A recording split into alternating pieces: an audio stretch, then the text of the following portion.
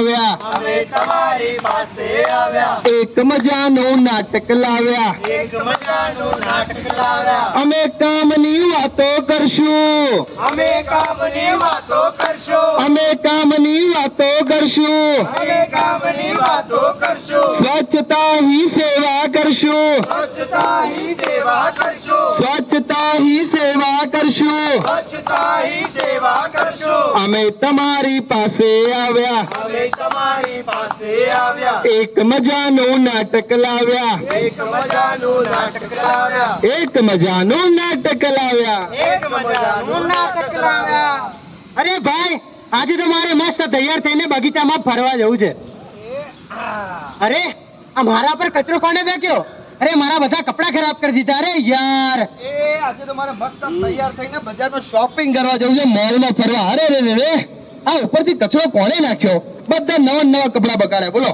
હા યાર, મારી સાથે પણ આવું જ થયું. હા યાર, હું પણ આખે રસ્તેથી જોતો જોતો આવું છું. આ એરિયાઓના નામ જુદા જુદા હોય છે, પણ આ પ્લાસ્ટિકનો કચરો, એના ઢગલા તો બસ એકના એક જ હોય છે. હો, એ બધું તો બરાબર છે, પણ તમને આ સ્વચ્છતા વિશે આજે જ ખબર પડી. એ ભાઈ અમને ખબર છે. એટલા માટે તો અમે તમને સમજાવવા માટે આવ્યા છીએ. શું તમને ખબર છે કે સિંગલ યુઝ પ્લાસ્ટિક એટલે શું? અરે, સિંગલ યુઝ પ્લાસ્ટિક એટલે એવું પ્લાસ્ટિક જે પ્લાસ્ટિકને આપણે એકવાર ઉપયોગ કરીએ અને પ્લાસ્ટિકને ફેંકી દઈએ. આવા તમામ પ્રકારના પ્લાસ્ટિકને કહેવામાં આવે છે સિંગલ યુઝ પ્લાસ્ટિક. આ પ્લાસ્ટિકને આપણે બીજી વાર ઉપયોગમાં લેતા નથી અને ગુજરાત સરકાર દ્વારા સિંગલ યુઝ પ્લાસ્ટિકના ઉપયોગ ઉપર પ્રતિબંધ લગાવવામાં આવે છે. અરે ભાઈ, પણ આ સિંગલ યુઝ પ્લાસ્ટિકમાં આવે છે શું? અરે ભાઈ, સિંગલ યુઝ પ્લાસ્ટિકમાં પ્લાસ્ટિકની બોટલો, પ્લાસ્ટિકના ગ્લાસ, પ્લાસ્ટિકની પ્લેટ, પ્લાસ્ટિકની સ્ટ્રો, આ બધું તો આવે છે. એની સાથે સાથે પ્લાસ્ટિકની ચમચીઓ, કેક કાપવા માટેના પ્લાસ્ટિકના ચાકુ અને કાન સાફ કરવા માટેના જે ઇયરબડ્સ આવે ને, આ બધી વસ્તુ સિંગલ યુઝ પ્લાસ્ટિકમાં આવે છે. અને આ ભાઈ, આઈસ્ક્રીમ અને કેન્ડી સ્ટિક, ડેકોરેશનમાં વપરાતા થર્મોકોલ, પ્લાસ્ટિકના જબલા, પ્લાસ્ટિક વાળા ફુગ્ગા ને પ્લાસ્ટિકના ઝંડા, આ બધું આવે છે સિંગલ યુઝ પ્લાસ્ટિકમાં. ભાઈ, આ બધી તો મને ખબર જ નહોતી. આ તો ખબર નથી. તો ખબર રાખો, કારણ કે એક જાગૃત નાગરિક હોવાના લીધે, એક સાચા દેશભક્ત હોવાના લીધે આપણને ખ્યાલ હોવો જોઈએ કે આપણા પર્યાવરણને કોણ પ્રદૂષિત કરી રહ્યું છે. સિંગલ યુઝ પ્લાસ્ટિક એ દિવસે ને દિવસે આપણા પર્યાવરણને ખૂબ ખરાબ રીતે પ્રદૂષિત કરી રહ્યું છે. પરંતુ આ સિંગલ યુઝ પ્લાસ્ટિકને અટકાવવાની ચાવી આપણા હાથમાં છે. વાત તો સાચી છે. આપણે જે રીતે આપણા ઘરને સ્વચ્છ રાખીએ છીએ, એવી જ રીતે આપણે જાહેર જગ્યાઓ અને જાહેર રસ્તાઓને પણ સ્વચ્છ રાખીએ. કારણ કે સ્વચ્છતાની શરૂઆત આપણા ઘરથી કરવી જોઈએ, પોતાથી કરવી જોઈએ. આપણે ઘરની બાજુમાં બે કચરા પેટી રાખીએ છીએ. એકમાં સૂકો કચરો અને બીજામાં ભીનો કચરો નાખીએ છીએ કે નહીં? હા, આ ભીનો કચરો એટલે કયો કચરો? ભીનો કચરો એટલે કે તમારા રસોડામાંથી નીકળતો તમામ પ્રકારનો કચરો, જેમાં એંઠવાડ આવે, શાકભાજીના છોતરા આવે, ફળના છોતરા આવે, આ તમામ પ્રકારનો કચરો એ ભીના કચરામાં આવે. અને આ ભીના કચરાને આપણે નાખવું જોઈએ લીલા કલરની કચરા પેટીમાં. કઈ કચરા પેટીમાં? અને સૂકો કચરો, સૂકા કચરામાં શું આવે?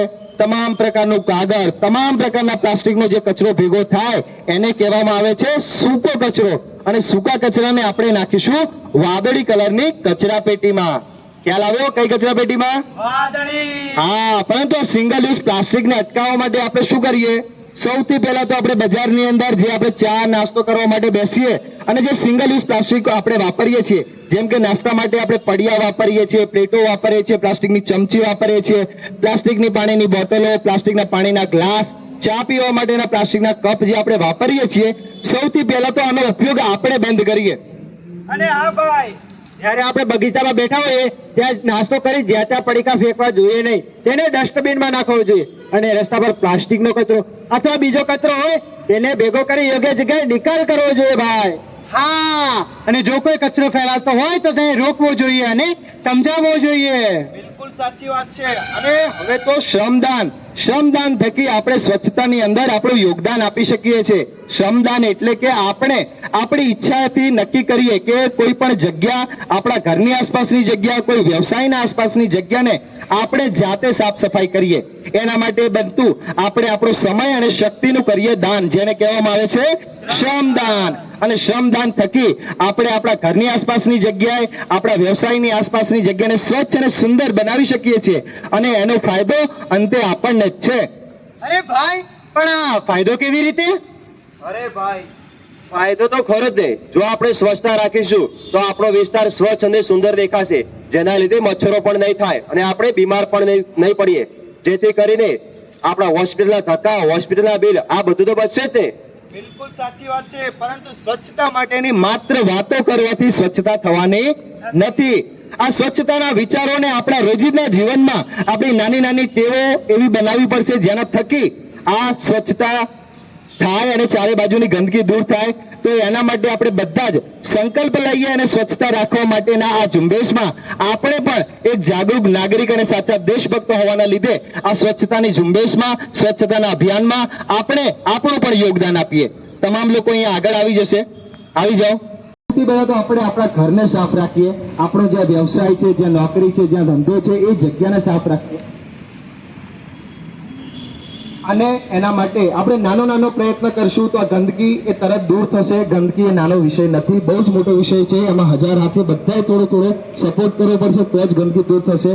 તો બધા જ મારી સાથે દોહરાવો કે આજથી હું કચરો ગમે ત્યાં નાખીશ નહીં. આજથી હું કચરો ગમે ત્યાં નાખીશ નહીં. કચરો માત્ર કચરા પેટીમાં જ નાખીશ. કચરો માત્ર કચરા પેટીમાં જ નાખીશ. હું સિંગલ યુઝ પ્લાસ્ટિકનો ઉપયોગ નહીં કરું. હું સિંગલ યુઝ પ્લાસ્ટિકનો ઉપયોગ નહીં કરું. હું સૂકો કચરો અને ભીનો કચરો હું સૂકો કચરો અને ભીનો કચરો જુદા જુદા રંગની કચરા પેટીમાં જ નાખીશ. જુદા જુદા રંગની કચરા પેટીમાં જ નાખીશ. હું નિયમિત શ્રમદાન કરીશ. હું નિયમિત શ્રમદાન કરીશ. મારા ઘરની આસપાસની સ્વચ્છતાનું ધ્યાન રાખીશ. મારા ઘરની આસપાસની સ્વચ્છતાનું ધ્યાન રાખીશ. હું મારા ગામને, હું મારા ગામને, મારા શહેરને, મારા શહેરને, મારા જિલ્લાને, મારા જિલ્લાને, મારા રાજ્યને, મારા રાજ્યને, મારા દેશને દેશને સ્વચ્છ અને સુંદર સ્વચ્છ અને સુંદર રાખવા માટેના રાખવા માટેના તમામ પ્રયત્નો કરીશ. તમામ પ્રયત્નો કરીશ. જય હિન્દ. જય હિન્દ. ભારત માતા કી. જય.